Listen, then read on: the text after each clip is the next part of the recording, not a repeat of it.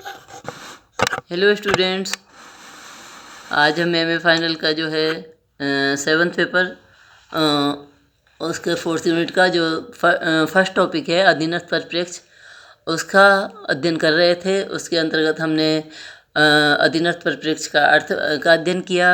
इसके बाद हमने बी.आर. अम्बेडकर का जो है अधीनस्थ या दलित उद्धार परिप्रेक्ष्य है उसका अध्ययन किया।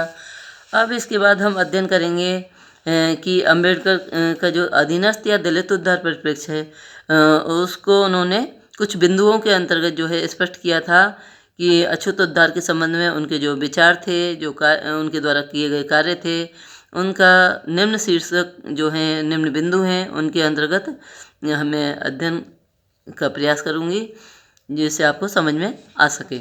प्रथम बिंदु है वर्ण व्यवस्था की आलोचना। डॉक्टर अम्बेडकर चतुर्वर्णीय व्यवस्था के प्रबल आलोचक थे कि भारतीय हिंदू व्यवस्था का संगठन 4 वर्णों के आधार पर होता है। ये 4 वर्ण हैं ब्राह्मण, क्षत्रिय, वैश्य और शूद्र। इस विभाजन में शूद्रों के हितों की रक्षा का जो है कोई व्यवस्था नहीं है। शूद्र शिक्षा व ज्ञान प्राप्त करने से वंचित थे तथा उन्हें आत्मरक्षा का भी अधिकार नहीं था। हिंदुओं की परंपरागत व्यवस्था मनुस्मृति के आधार पर चलती है। डॉक्टर अम्बेडकर मनुस्मृति को अन्याय, असमानता और शोषण का प्रतीक मानते हैं। उनमें हिंदुओं की परंपरागत व्यवस्था के विरुद्ध गहरा आक्रोश था। उनके नेतृत्व में अनेक बार मनुस्मृति को जलाने का कार्य किया गया। उनका विचार था कि मनुस्मृति ने अछूतों का सामाजिक, आर्थिक, धार्मिक और राजनीतिक शोषण करके उन्हें दासता प्रदान की है। तात्पर्य यानी गुलामी।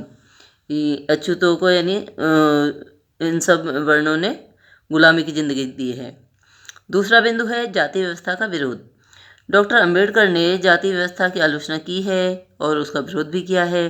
डॉक्टर अम्बेडकर के मतानुसार 4 वर्णों पर आधारित सामाजिक ढांचे की हिंदू योजना ने ही जाति व्यवस्था और अस्पृश्यता को जन्म दिया है। इस जाति व्यवस्था के कारण असमानता और शोषण व्याप्त है। उनका विचार था कि अस्पृश्यों की समस्याओं का समाधान जो है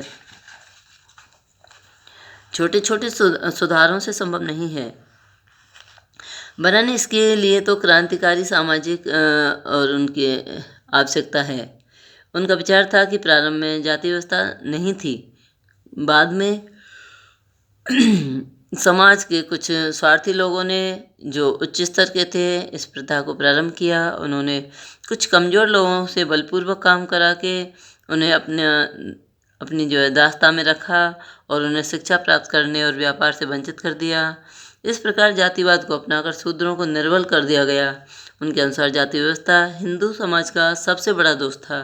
वे जाति व्यवस्था को समूल नष्ट करना चाहते थे। तीसरा बिंदु है अछूतों के सुधार पर बल। तो डॉक्टर अम्बेडकर के मतानुसार अछूतों का स्वयं का दृष्टिकोण भी अछूतों की वर्तमान स्थिति के लिए उत्तरदायी था। अतः उन्होंने इस बात पर बल दिया कि अछूतों को अपनी बुरी आदतों को छोड़ देना चाहिए और हीनता की भावना का त्याग करके आत्मविश्वास की भावना उत्पन्न करनी चाहिए तथा आत्मसम्मान का जीवन व्यतीत करना चाहिए। उन्होंने इस बात पर भी बल दिया कि अछूतों में स्वतंत्रता, समानता और स्वाधीनता से जीवन व्यतीत करने की इच्छा होनी चाहिए। उन्होंने ये भी सुझाव दिया कि अछूतों में को संगठित करना चाहिए, संगठित होना चाहिए तथा शिक्षा प्राप्त करके अत्याचार के विरुद्ध संघर्ष करना चाहिए। उन्होंने अछूतों को सरकारी नौकरी में जाने और खेती करने का भी सुझाव दिया।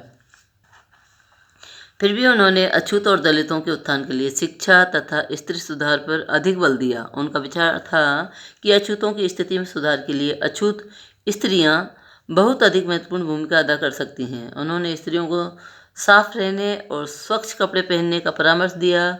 इस बात पर भी बल दिया कि स्त्रियों को स्वयं भी शिक्षा प्राप्त करनी चाहिए और बच्चों को भी शिक्षा देनी चाहिए। महत की सभा में उन्होंने स्त्रियों को संबोधित करते हुए कहा कि कभी मत सोचो कि तुम अछूत हो, साफ सुथरे रहो। जिस तरह के कपड़े सवर्ण स्त्रियां पहनती हैं तुम भी पहनो। यह देखो कि वे साफ हैं। यदि तुम्हारे पति और लड़के शराब पीते हैं तो उन्हें खाना मत दो, अपने बच्चों को स्कूल भेजो। इस प्रकार के जो है अम्बेडकर के विचार थे। इसके बाद नेक्स्ट बिंदु आता है दलितों के लिए पृथक प्रतिनिधित्व। डॉक्टर अंबेडकर दलितों और अछूतों के लिए पृथक प्रतिनिधित्व के समर्थक थे। उनका विचार था कि मुसलमानों की भांति अछूतों को भी पृथक प्रतिनिधित्व दिया जाए। उन्होंने इसके लिए अथक प्रयास किया। उन्होंने प्रथम और द्वितीय गोलमेज सम्मेलन में अछूतों के लिए पृथक प्रतिनिधित्व पर सबसे अधिक बल दिया। उन्होंने गांधी जी से बात करते हुए अछूतों के उद्धार के लिए विशेष चर्चा की। इन्हें कांग्रेस और महात्मा गांधी पर विश्वास नहीं था। उन्होंने कहा था कि अब हमारा विश्वास न आप पर है और न ही आपकी कांग्रेस पर। यदि हमारा विश्वास किसी बात पे है तो वह अपना उद्धार करने पर है। इनके इन शब्दों से स्पष्ट होता है कि वे अपनी जाति के उत्थान का सर्वोपरि महत्व देते थे। इसके विपरीत गांधी जी का विचार था कि अछूत वर्ग हिंदू समाज का एक अविभाज्य अंग है। ऐसी किसी भी स्थिति को स्वीकार नहीं किया जा सकता जिससे हिंदू समाज का विघटन हो। इस प्रकार जो है अम्बेडकर अछूतों को पृथक प्रतिनिधित्व देना चाहते थे और इस प्रकार अछूत वर्ग को एक बड़ी राजनीतिक शक्ति का रूप देना चाहते थे।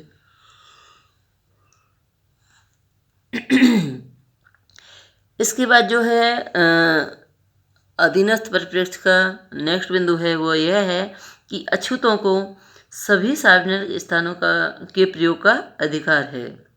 डॉक्टर अंबेडकर के मतानुसार सभी सार्वजनिक स्थान, मंदिर, कुएं, तालाब आदि सभी मनुष्यों के लिए सुलभ होने चाहिए। फिर भी वे चाहते थे कि मंदिर, कुएं और तालाबों का सभी उपयोग करने का अधिकार होना चाहिए और अछूतों को इनके प्रयोग से वंचित करना न्यायोचित नहीं है। उन्हीं के प्रयासों से गंगा सागर तालाब का पानी पिया गया। यह वही तालाब था जहां अछूतों को पानी पीने की आज्ञा नहीं थी। 1930 में उन्होंने गुजरात में काला राम मंदिर में प्रवेश करने के लिए एक प्रदर्शन का नेतृत्व किया। उन्होंने महार वतन कानून का विरोध किया जो महाराष्ट्र के महारों के लिए बंधुआ मजदूरी और दास्ता की व्यवस्था करता था। उन्होंने ममता सैनिक दल की भी स्थापना की थी। इस प्रकार जो है अधीनस्थ परिप्रेक्ष्य के माध्यम से अंबेडकर ने अछूतों के उत्थान के लिए अनेक कार्य किए। इसके बाद नेक्स्ट बिंदु आता है अछूतों के उद्धार के लिए कानूनी उपाय। मनुस्मृति और अन्य स्मृतियाँ उस समय कानून थी, अतः कानून द्वारा उनमें परिवर्तन करके सामाजिक समानता स्थापित की जानी चाहिए। इन्होंने जो है कानून द्वारा मनुस्मृति को नया रूप दिया और ऊंच नीच के भेदभावपूर्ण कानूनों को रद्द किया। इसके बाद जो है डॉक्टर अंबेडकर और जो है धर्म परिवर्तन, ये उनका नेक्स्ट बिंदु है। डॉक्टर अंबेडकर चाहते थे कि अछूत सम्मानपूर्ण ढंग से जीवन जिएं। हिंदू धर्म में असमानता और ऊंच नीच की भावना थी, अतः सम्मानपूर्ण और समानता के लिए उन्होंने अछूतों के लिए धर्म परिवर्तन का निश्चय किया। बौद्ध धर्म में उन्होंने समानता का संदेश पाया, अतः उन्होंने अपने लिए बौद्ध धर्म स्वीकार करने का संकल्प किया और 1956 में 5 लाख व्यक्तियों के साथ उन्होंने बौद्ध धर्म को स्वीकार कर लिया। इस धर्म परिवर्तन का उद्देश्य अछूत वर्ग को अपनी अलग पहचान बनाकर सम्मानपूर्वक स्थिति प्रदान करना था। इसके बाद जो है नेक्स्ट बिंदु है कि श्रमिकों के हितों का समर्थन। उन्होंने श्रमिकों के हितों को भी महत्वपूर्ण समझा और उन्हें मिल मालिकों के शोषण से बचाया। उन्होंने इस उद्देश्य की पूर्ति के लिए श्रमिकों का एक स्वतंत्र दल बनाया। इस प्रकार डॉक्टर अंबेडकर के उपयुक्त विचारों से स्पष्ट होता है कि वे अछूत और दलितों के लिए समर्पित सामाजिक और राजनीतिक विचारक थे। उनका उद्देश्य अछूतों, दलितों और श्रमिकों का उत्थान करना था।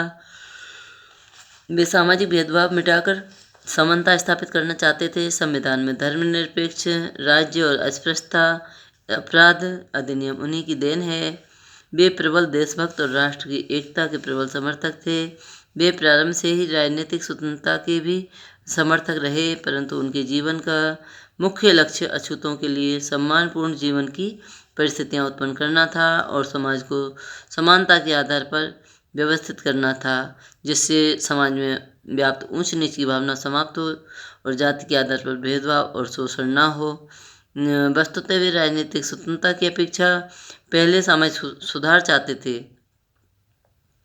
इसलिए कहा जाता है कि डॉक्टर अंबेडकर एक समाज सुधारक थे, न कि एक राजनीतिज्ञ। तो डॉक्टर बीपी वर्मा हैं, उनके अनुसार अंबेडकर के विषय में कहा है कि इसमें संदेह नहीं है कि वे देशभक्त थे और राष्ट्रीय एकीकरण के विरोधी नहीं थे।